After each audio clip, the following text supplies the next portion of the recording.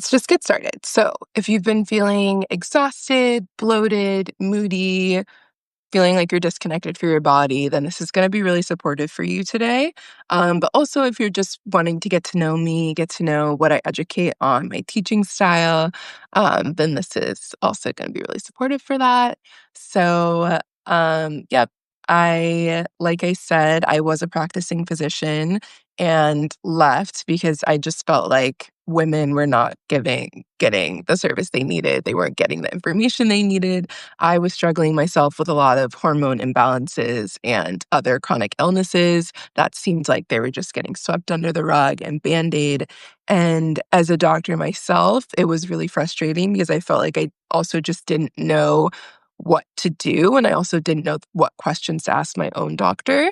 And I just felt really disconnected and unsupported. And so I created this platform because I want everyone to know what to ask their doctor when they go in to see them, but also more than that, to know the things to do on their own before they even have to go see the doctor. So these are to help you identify trends and patterns in your body. These are to help you frame your life around your hormones and, you know, physical, mental, spiritual symptoms, and to just create a life that actually embodies balance and listening to your body and, yeah, just living a vital life. I feel like before I started practicing this way and living this way, I just felt really dull and fatigued all the time. And I feel like it took me so long to finally just like create a whole life around myself and what I needed. And so a lot of what I teach is lifestyle, holistic lifestyle, but it's also,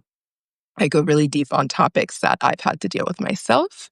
And just to educate, this is not medical advice. This is educational purposes only. Definitely talk to your healthcare practitioner if you're thinking about um, incorporating any of these things and you have any underlying illnesses or anything like that.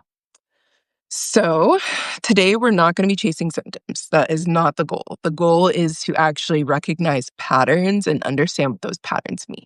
So, five of the root causes of hormone imbalances and five of the trends that we see are going to be the stress axis trend, which is having to do with the adrenal glands and how much cortisol is being released. This is going to be the like wired but tired kind of experience where you're feeling a lot of fatigue, but you're also like unable to sleep at night. So these are chronic cortisol overload states, and those are something that we have to deal with in a different way than we deal with the other patterns of hormonal imbalances.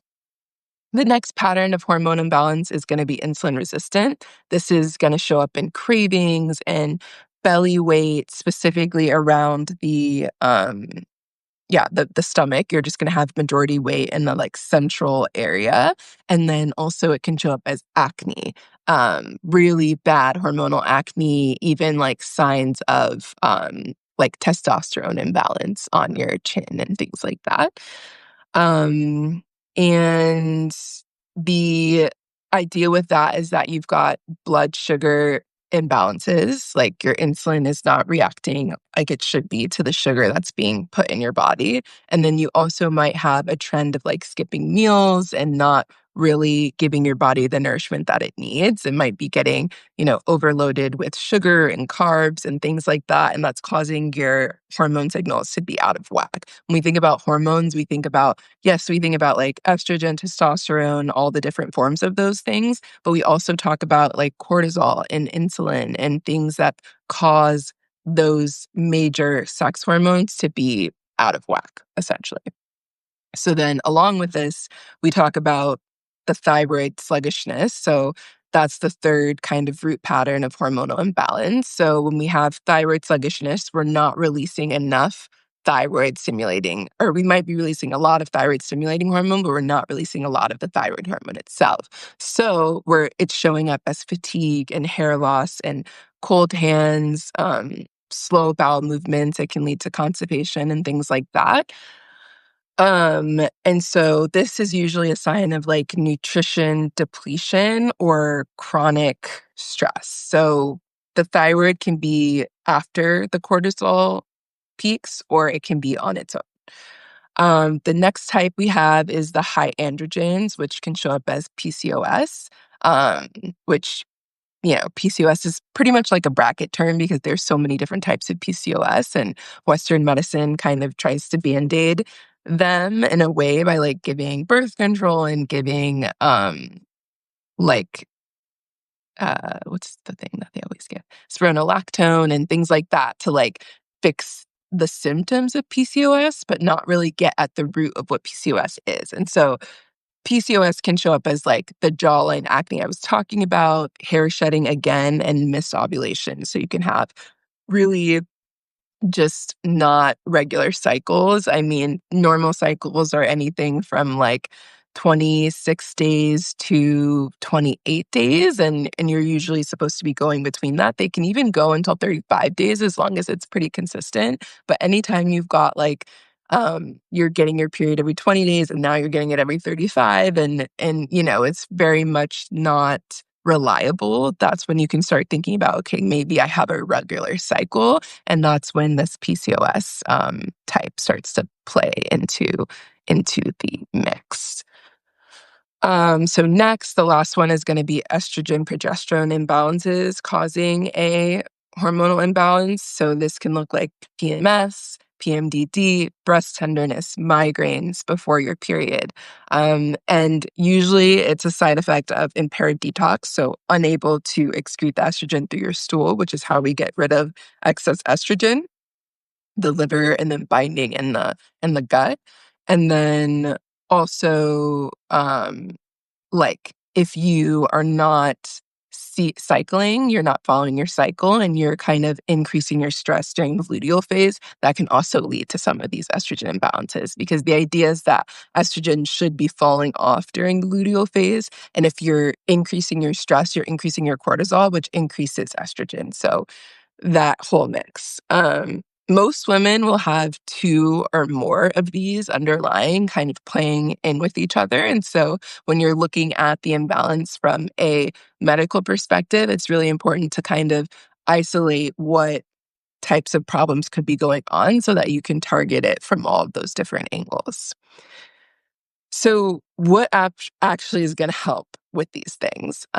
So I'm just kind of go through some like three major things, but there's so much more. Obviously, hormones are a huge topic, and there's just like a dense amount of information that that we need to know and we need to be able to utilize to be able to work with our hormones. But first thing that all of these types are going to need to take into account is going to be balancing the blood sugar, calming the nervous system, and syncing with your cycle. So the first thing, balancing your blood sugar, you know, sugar is really in everything. If you're not someone who is making your own meals and consistently eating from specifically sourced ingredients, like sugar is laced in everything. And not only that, different types of foods have higher glucose spikes. So it's important that when we're eating to notice, okay, this food is going to spike my glucose more than this food. So talking about like carbs and desserts and things like that, but also talking about things like legumes and beans and things like that. So it's really important to know that you want to like steadily increase your blood sugar. You don't want to just have it spike, because it's those spikes that lead to insulin confusion and insulin resistance. So one of the things that I recommend is making sure that you have a dense amount of proteins at the beginning of the day. You want to pair each carb that you eat, whether it's rice or bread or quinoa, it doesn't really matter. You need to pair that with a protein and some sort of fiber. And then if you're dealing with like strong insulin resistance, you want to get in the habit of moving your body after a meal. That can be as simple as walking. Studies show that just walking after a meal can reduce your insulin spikes by like almost half. So it's like really, really important, especially if you're someone dealing with like the PCOS or insulin resistance type profiles. The second thing we'll talk about is calming the nervous system. So this mostly relates to people who are dealing with like the estrogen imbalances and the cortisol imbalances, but our hormones really respond to when we have stress. So this is why when you have like a cycle after a really stressful event, it can be a really painful, really intense cycle. It's because your cortisol levels in your nervous system are going to affect how your body reads the hormones. So if you're in a tense, really stressed out state, then that is absolutely going to contribute to how your hormones feel in your body, your cramps that month, your the heaviness of your bleed, different things like that. So it's just really important to pay attention to your nervous system. Obviously, there are different things we can do to balance that. Some of my go-tos are gonna be breath work, meditation, and journal speak. If you don't know about journal speak, I'm writing an article on it, but it's Nicole Sachs' work, and it's really powerful for anyone who deals with, like, autoimmune type disorders, anything in that frame, because if you've ever read the book When the Body Says No by Gabor Mate, he talks about the relationship between autoimmunity and women who aren't really like speaking their truth, are not really like speaking their emotions, or really like feeling their emotions. They're really like pushing it down, and that can lead to like autoimmunity. And there's a lot of research behind that. So it's actually really important. And then also really important when it comes to nervous system regulation is going to be matching up your circadian rhythm. So making sure you're getting enough sunlight, also making sure you have enough magnesium.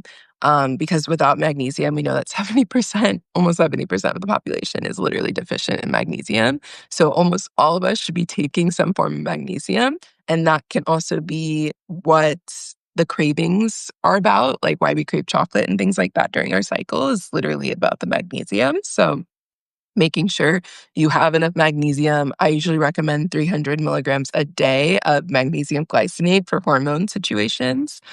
But it's really, really important because if you ever think about like women who lose their periods because their nervous system is all out of whack, like they're going through some really stressful thing or they are not ovulating, like this is why. There's absolutely a cortisol hormone relationship.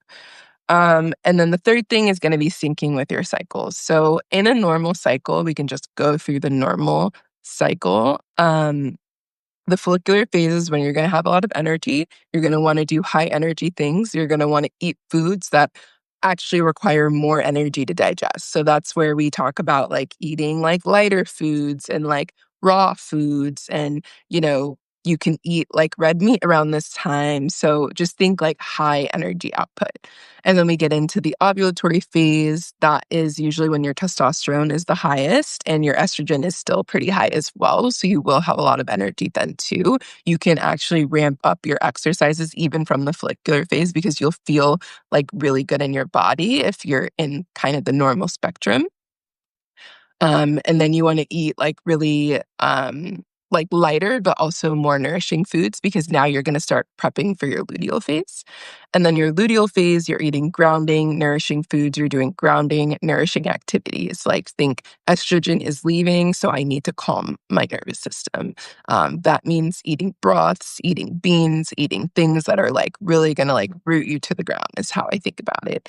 And then your menstrual cycle, which again is going to be you want to replete the iron that's getting lost. So you're going to eat like iron rich foods. You're going to eat things that are going to like warm your womb because we know that colder wombs have harder periods. So it's really important to keep your womb warm during the menstrual cycle and then rest. You don't want to ramp up your activity level during your menstrual cycle.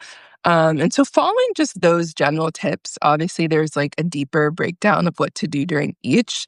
That is the general gist of cycle syncing. And it's really important to do this because the reason we suggest this has to do with where the hormone levels are at throughout the different phases of your cycle. And not only that, it has to do with not causing those other bigger hormones like we talked about, like cortisol, the thyroid hormone, and insulin to get out of whack because we don't want those to change what our cycle is doing, right? We want them to work synergistically. So now I want each of us to just do like a mini audit and just figure out, our own state. So we'll just take a deep breath in Exhale, sigh it out. You can close down your eyes, put your hand on your heart, and ask yourself, how long is your cycle? How long is your cycle? If you need to look this up in an app that you track on, which I recommend everyone tracks their cycle, um, look that up and see if there's a pattern to it. See if you have your cycle every 26 days. If there's no pattern, um, just kind of start to ask yourself these questions. Next question. How is your energy level at 10 a.m., 2 p.m., and 9 p.m.? Are you someone who feels energized in the middle of the day and you get to 9 p.m. and you're pretty much exhausted? It's time to go to bed. Or are you someone who feels tired in the middle of the day and then wakes up in the middle of the night and can't really go to sleep around 9 p.m.? Just kind of sit with yourself and ask yourself that. And then ask yourself, do I experience any symptoms in the days before my period? If so, what are those? How is my sleep throughout the month? Does it change at all depending on where I'm at in my cycle? How is my skin throughout the month? Is it consistent? Or do I notice that I have more pimples during specific periods of time? How is my digestion, including like stooling patterns like constipation, diarrhea, things like that? And how's my mood throughout the month? And so from all of those, you can start to kind of put yourself into these different categories that we talked about. And these categories are going to help direct where you move in terms of how you start to heal. It'll also help direct questions that you have for your doctor when you go see your doctor. And it's really, really important to have these things down because they're the questions that your doctor will ask you. And if you don't know them, it's just going to delay any sort of care or diagnosis that you need. It's really important to kind of do this self-reflection for yourself.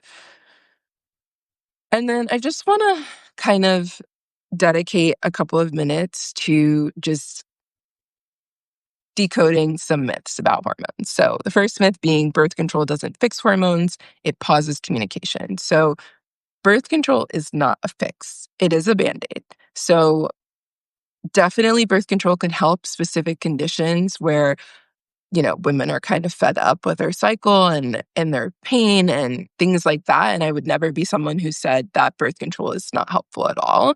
I would just say that if you're being recommended birth control, ask yourself why. And is it because there's a root cause here that my doctor doesn't want to explore, or is it because I'm at my limit? Okay. And if you're at your limit, definitely birth control. If it's because the doctor doesn't want to explore it, then that's when you need to start doing the underlying research for yourself, advocating for yourself, and taking the next steps to kind of either holistically support yourself or support yourself with a healthcare provider.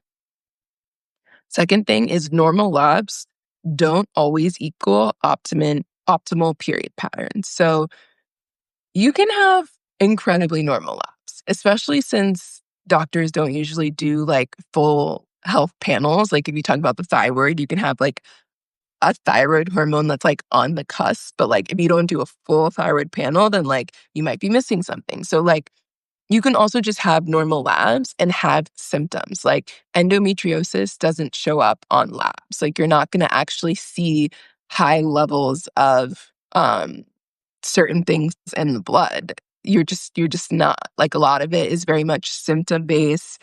The only way to actually diagnose it is visually, like either by ultrasound or and ultrasound isn't even like fully supported because sometimes you can get diagnosed on ultrasound and it can be, you know, not the severity that they thought. So it's just really important to recognize that your symptoms are valid no matter what the labs say. And sometimes the labs can be supportive in a conclusion, but sometimes they aren't, and just don't pay attention to them if they aren't, okay?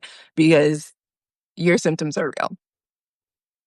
Next, you don't need to do like a crazy hormone detox to get to some form of stability. Now, my course, the hormone reset, is for women who have not had hormonal stability, right? Like they don't even really know what that looks like, or their bodies just aren't really able to come into seeing on their own. So that is a major hormone detox. And it is really important for women who are dealing with long term symptoms of something. If you are just now developing symptoms, you might not need to do a big hormone detox. You might just need to shift a couple of things. And that course will obviously teach you what to pay attention to if you're having something. Um, but you don't necessarily need to do like the whole detox of the course, right? You can just follow what applies to you. And next, healing your hormones takes rhythm, not restriction. So we're trying to create life patterns of hormonal healing. We're trying to create things that you can follow willingly and stick to because hormones are long term, right? We're not just looking at like, oh, I'm 30 and now my hormones are out of whack. So now I just need to do this thing for a year. No, like oftentimes when that's the case and you only do something for a short period of time, you will notice that certain hormonal things will come back. So it's just really important to notice that this is a lifestyle. So creating a lifestyle around your hormones is something that I teach on a Black Women's Apothecary. It's something I teach in my course, but it's also just something that we as women have to understand. Like, you know, our bodies are just different and we have to eat for them and we have to create lifestyles around them or we're just going to be back in the same situations. um yeah. So with that, it looks like there's not a lot of people on here, which is okay. Honestly, I just want this to live on my page because I feel like everyone can benefit from this. But the last thing I want to say is you don't need to live at war with your cycle. You actually can live in balance with it. And I actually have a free hormone starter kit that you can download that's on my homepage for Black Women's Apothecary. And it's a free download, so you don't need to pay anything. And it'll just walk you through a little bit of what I talked about today. It'll give you some herb suggestions for throughout your cycle and just some things to do to start thinking about what would it be like if I started cycle tracking and how would I start incorporating these things into my life? Because even though a Black Women's Apothecary is meant to be there as like an educational resource, I really want it to be tangible. I really want to give you things that you can do on the every day to just like start incorporating these things into your life. Um, so yeah, I really want everyone to just download that free resource because if I had had that when I first started dealing with like ovarian cysts and hair loss and all these things, I feel like it just would have been such an easier journey. So definitely start there. And then if you're someone who's been dealing with this for a while, you know about cycle tracking, maybe you've even tried it, you're dealing with like hormonal acne or just like coming off birth control and you still haven't gotten your period yet, you're dealing with like the symptoms of perimenopause or hair loss or any of these like really severe hormonal imbalances, then you want to check out my course, the 30-day hormone reset. So that is a detox strategy to just get you back in balance with your hormones. And this only goes through about 30 days to 90 days. So ideally within like 1 to 3 months, your cycle will be at some place that you can start to kind of manage it on the long term. So this is a short-term hormone detox because it is a very dense detox, but this is what I use and it absolutely got my body back to where it needed to be so that I can start making these decisions for myself. And yeah, I created it for you. I created it for women like us who just need this support and like need to know these things because our doctors aren't telling us these things. And yeah, not only that, it's grounded in a lot of like trauma informed wisdom. Women in Black and brown bodies, we are holding dense amounts of trauma, and that comes out in our cycles. And it's important that when we go to heal our cycles, heal our hormonal imbalances, we recognize that it's not just a pattern that we're inheriting, but it's something that generations before us have been dealing with. So we have to kind of heal backwards to heal forwards. And I talk about that in the course. So yeah, you know, if anyone watches this and they have any questions, you can obviously post questions in the comments, but I'm really glad to be here with you all, and I hope A Black Woman's Apothecary is super supportive for you. If you ever have anything that you want me to write on or want me to research for you, or if you want to work with me, you can check out my website to send in questions or reply to some of our group chats. Or you can even just book one of my office hour calls with me and we can talk really in depth about you. So it was so lovely to be here with you today. I'm hoping to do a live like this a month, ideally for my paid subscribers, but for a while I'll do it for free subscribers as well, just because it's nice to kind of connect with everybody in the community. And yeah, I hope you have a lovely Sunday.